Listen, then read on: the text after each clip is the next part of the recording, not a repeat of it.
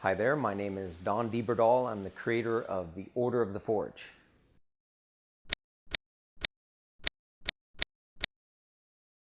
One night I was at my desk and I was thinking about historical figures, and I came across the idea of George Washington, preconceived notions of George Washington, and how we look at him as Americans, how the world looks at him as the father of our country. And I thought, I wonder if he was really as clean and pristine and washed as we're taught in history. I'm also fascinated by the human condition and the notion that we can be good and evil and conflicted, yet at the same time, we all have deep dark secrets that we carry around. And I thought, it'd be really interesting to look at George Washington in that light. So let me take George Washington and turn him into a superhero.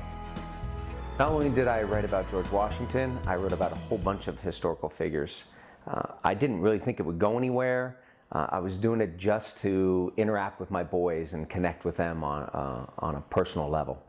I let it sit for a while until I was introduced to Andy Briggs through a mutual friend, a producer. He's a writer from England.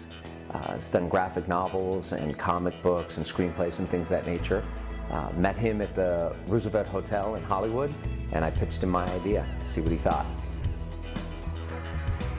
Andy didn't actually bite on the idea right away. He went back to England, thought about it, called me about 3 days later and said, "I think you have a great idea here. I would be interested in doing a movie treatment with you." And that's what we did. One day I was golfing and I mentioned the idea that I had with the characters to a buddy of mine, and he said, "Hey, there's this guy you need to meet, Bill Schultz."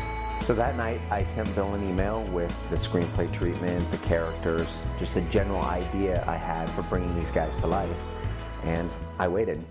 When I first got the email from Don, I was really excited to read that it was a history-based project. A couple days later, he called me from New York and said, "I think you have something really compelling here and interesting, and I'd like to get together with you and talk it over."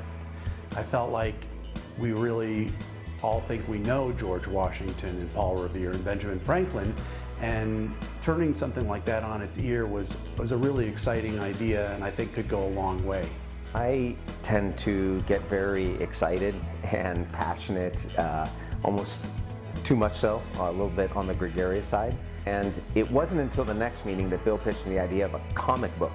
It made perfect sense to turn it into a comic book because the idea was so original that the comic book platform is a great place where you can expand on your ideas, tell stories, get into character, but also have that rich visual sense that you would want to do in an animated development or a movie, but maybe don't have the budget for. I left that meeting and I sat on it, thought about it, got back to Bill and I said, "So how the hell do we make a comic book?"